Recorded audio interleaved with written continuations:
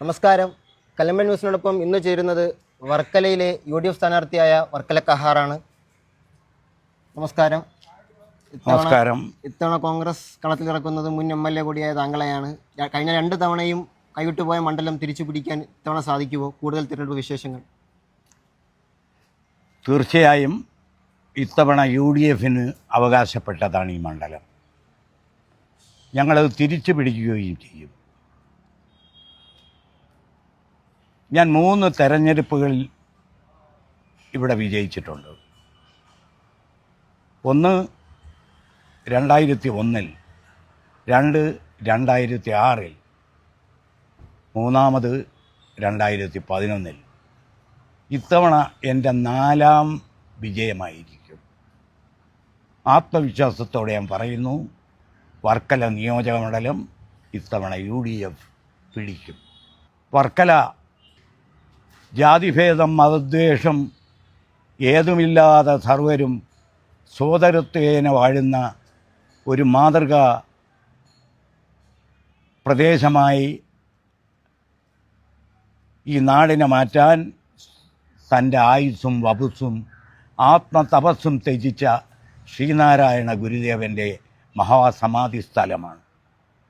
5000 വർഷത്തെ പാരമ്പര്യവും സംസ്കാരവുമുള്ള ഒരു മഹിതമായ സംസ്കൃതിയുടെ ഇടമായ ദക്ഷിണകാശി എന്നറിയപ്പെടുന്ന വർക്കലയുടെ ഈ മഹത്തായ ഭൂമിയിൽ തീർച്ചയായും ഈ പ്രദേശത്തിൻ്റെ സാംസ്കാരികവും അതുപോലെ തന്നെ വിനോദസഞ്ചാര പ്രാധാന്യവും തീർത്ഥാടന പ്രാധാന്യവും കണ്ടുകൊണ്ട് അതിനനുസൃതമായി വർക്കലയെ നമ്മൾ എല്ലാവരും നിന്നുകൊണ്ട് ലോക ടൂറിസ്റ്റ് മാപ്പിൽ സ്ഥാനം പിടിച്ച സ്ഥലം എന്നൊക്കെ പറയുന്നത് പേപ്പറിൽ മാത്രമാണെന്നും അതല്ല, വർക്കലയ്ക്ക് വലിയ അംഗീകാരത്തിനുള്ള സംഗതികളുണ്ടെന്നും വർക്കലയെ വളരാനും വികസിക്കാനും ശ്രമിക്കണമെന്നും ഉള്ള ഒരു വലിയ ലക്ഷ്യത്തോടെയായിരുന്നു ഞാൻ ആദ്യത്തെ തെരഞ്ഞെടുപ്പിനെ നേരിട്ടത്.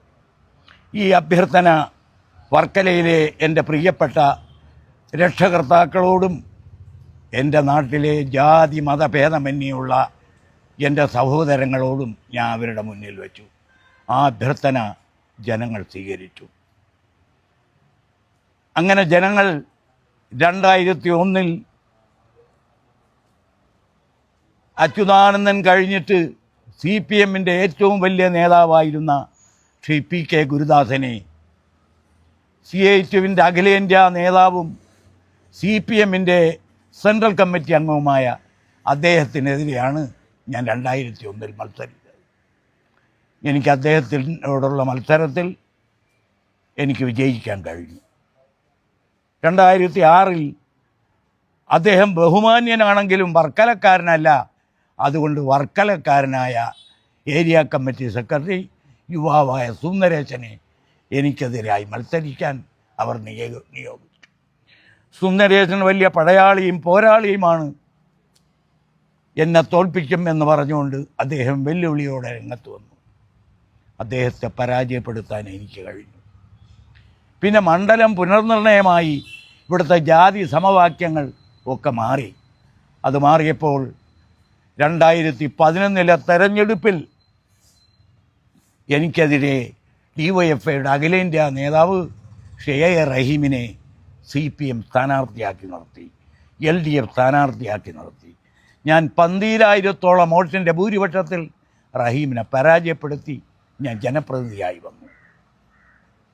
അടുത്ത തെരഞ്ഞെടുപ്പിൽ 2016 എൻ്റെ നോട്ടപ്പിശവ് കൊണ്ടും എൻ്റെ സഹപ്രവർത്തകന്മാരുടെ നെഗ്ലിജൻസ് കൊണ്ടും ചില്ലറ വോട്ടിന് എനിക്ക് പരാജയപ്പെടേണ്ടി വന്നു. ആ പരാജയം എനിക്കിപ്പോൾ തിരുത്താനുള്ള അവസരമാണ്, ഒരു മധുര പ്രതികാരത്തിനുള്ള അവസരമായി ഞാൻ ഇതിനെ കരുതുന്നു. അടുത്ത 5 വർഷക്കാലം വർക്കല വളർച്ചയുടെ, വികാസത്തിൻ്റെ, ഉയർച്ചയുടെ, ഉന്നതിയുടെ കാലഘട്ടമായിരിക്കും.